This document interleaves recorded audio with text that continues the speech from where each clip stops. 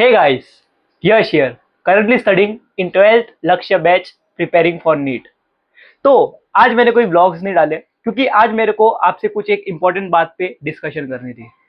So basically मेरे को आपसे इस बारे में बात करनी थी कि मैंने 11th में ऐसी कौन कौन सी गलतियां करी जिसका असर मेरे 12th के प्रिपरेशन में पड़ रहा है। ठीक है, और इस वीडियो से काफ़ी लोग रिलेट कर पाएंगे, स्पेशली 12th वाले जो अभी नीट में प्रिपरेशन कर रहे हैं। और ये वीडियो मैं उनके लिए भी बना रहा हूँ कि जो अभी 11th में है वो ये गलतियां ना करें, क्योंकि इनसे उनकी नीट प्रिपरेशन में काफ़ी सारी प्रॉब्लम हो सकती है। तो इस वीडियो को मैं 4 पार्ट में डिवाइड करूंगा। पहला पार्ट इंट्रोडक्शन, मैं आपको मेरे बारे में बताऊंगा। दूसरा बात कि मैंने इस पीसीबी फील्ड को ही क्यों चूज किया, मैंने नीट जर्नी में ही क्यों अपना नीट प्रिपरेशन करने में ही मैंने अपना पूरा योगदान क्यों दिया, और मैं नीट ही क्यों चूज कर रहा हूँ, ये पूरा बात मैं आपको बताऊंगा। तीसरी चीज, मैंने 11th में क्या क्या गलतियां करी। ऐसी बहुत सारी गलतियां हैं जो 12th में जो लोग रहेंगे वो पहचान पाएंगे कि उन्होंने 11th में क्या क्या गलतियां करी, और जो अभी 11th में है जो ये वीडियो मेरा देख रहे हैं वो ये गलतियां ना करे, वरना उनके प्रिपरेशन पे असर पड़ सकता है। और अगला पार्ट मेरा रहेगा कि जो अभी 12th में है और जिन्होंने ये गलतियां करी है वो इस प्रॉब्लम को कैसे सॉल्व करे। तो चलिए शुरू करते हैं। तो मेरी इस नीट जर्नी की शुरुआत 10th के बाद हुई थी। मैंने 10th में पीसीबी लेने का फैसला कर लिया था, क्योंकि मेरा 7th और 8th से ही साइंस में बहुत ज़्यादा मन लगता था। मेरे को साइंस काफ़ी पसंद था, तो मैंने सोचा क्यों ना 10th में अच्छा स्कोर करने के बाद हम 11th में एक पीसीबी फील्ड ज्वाइन करें। और इसका मेन कारण था क्योंकि मेरे को एक डॉक्टर बनना था। तो मैंने 11th की जर्नी शुरू की। स्टार्टिंग में मैंने काफ़ी सारे मोटिवेशन लिए, हर जगह से ये इसके बारे में जाना कि ऐसा करना है वैसा करना है, और उसी वजह से मैंने एक बहुत गलती कर दी जिसके बारे में हम आगे बताएंगे। तो 10th में मेरा स्कोर था 91%, तो मेरा साइंस लेने का ऑलरेडी मन था, और 91% आने के बाद एक अलग ही मोटिवेशन आ गया कि वाह, मैंने 10th में तो 91% लाया है, अब तो साइंस ही लेना चाहिए। तो पहले से नीट लेना था, और उसके बाद मैंने 10th में और अच्छे स्कोर आ गए, तो मोटिवेशन एक पीक पे पहुंच गया था। तो जिसके वजह से काफ़ी गलतियां हुई 11th की जर्नी में, और उस जर्नी के बारे में हम अभी आगे बात करेंगे।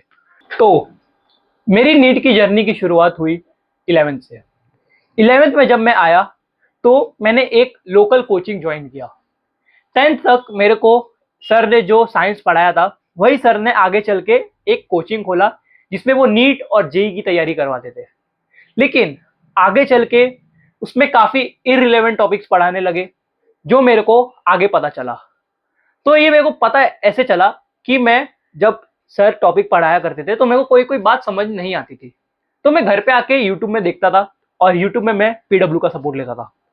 तो पीडब्ल्यू में हमें इतना सारा टॉपिक्स पढ़ाया गया एक दिन में, और मेरे को लगा कि हाँ ये अच्छा चल रहा है, और मेरे को वहाँ पे मेरा फ्रीक्वेंसी मेरा उस कोचिंग में नहीं जम रहा। तो मैंने वो कोचिंग छोड़ने का फैसला किया। नवंबर के एंड में मैंने वो कोचिंग छोड़ा, और दिसंबर के टाइम एक नया सीरीज लॉन्च किया पीडब्ल्यू ने, जिसका नाम था प्रचंड। प्रचंड सीरीज से मैंने मेरा 11th वन शॉट वीडियो से कवर किया, और उसके तुरंत दिन बाद, जैसे ही प्रचंड खत्म हुआ उसके 15 या 10 दिन बाद उम्मीद बैच भी शुरू हो गया। तो उम्मीद से भी मैंने 11th के रिवीजन किए। लेकिन मैंने जो गलतियां की उसके बारे में अब मैं आपको बताने वाला हूँ।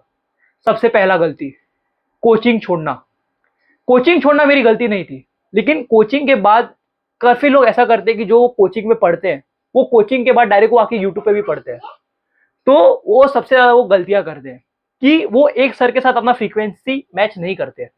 बेसिकली उनका जो ऐसा रहता है कि इधर पढ़ाया गया, अब मेरे को कुछ डाउट है, अब मैं यूट्यूब से पढ़ लूंगा। ये बहुत गलत चीज़ है। मैंने कोचिंग इसलिए छोड़ा था क्योंकि मेरी फ्रीक्वेंसी मैच नहीं हो रही थी, और काफ़ी इररिलेवेंट टॉपिक्स पढ़ाए जा रहे थे। लेकिन मोस्ट ऑफ द कोचिंग में मैंने काफ़ी सारे इंटरव्यूज देखे टॉपर्स के, उन्होंने बताया कि वो जो सर से पढ़ते थे उन पे वो पूरा भरोसा रखते थे, उन्हीं के नोट्स वो फॉलो करते थे। तो मैं आपको यही कहूंगा कि आप जिस कोचिंग में पढ़ रहे हो उस कोचिंग में ही अपना पूरा योगदान दे और जो सर आपको पढ़ा रहे हैं वही नोट्स पूरा पढ़े और सर पे पूरा भरोसा रखे। दूसरी गलती, प्रोक्रेस्टिनेशन, कल पे टालना। आज पढ़ा, अब बस हो गया, 1 घंटा पढ़ा, अब कल से पढ़ूंगा। ये काफी गलत चीज है, इससे आपका कल बढ़ता जाएगा और बैकलॉग्स और बढ़ते जाएंगे। मेरी तीसरी गलती, टेस्ट ना देना। जितना हो सके उतना ज्यादा टेस्ट दो, तो इससे आपको अपनी गलतियां पता चलेंगी कि आपने जो क्वेश्चंस रॉन्ग किए उसके पीछे का रीजन क्या था। तो आप उस टॉपिक पे अगले टाइम और अच्छे से प्रैक्टिस करके आओगे तो टॉपिक आपका सॉल्व हो जाएगा। फिर नेक्स्ट टेस्ट में जो गलतियां की वापस आप उसे रिवाइज करोगे, तो इससे आपका जो इंप्रूवमेंट लेवल है वो डेली बढ़ेगा। चौथा और सबसे बड़ा गलती, सोशल मीडिया पे ज्यादा एक्टिव रहना, अपना टाइम वेस्ट करना on gaming and else, anime देखना, जो मैं भी करता था। तो ये सब मैं अभी अवॉइड कर रहा हूं। मैं अभी डेली पढ़ रहा हूं 10 to 12 आवर्स। मैं उसका व्लॉग भी दे रहा हूं जिसमें मैं आपको बता रहा हूं कि मैंने क्या क्या पढ़ाई की और कैसे पढ़ाई की। तो इस सब का उपाय एक ही है और वो है एक प्लानर।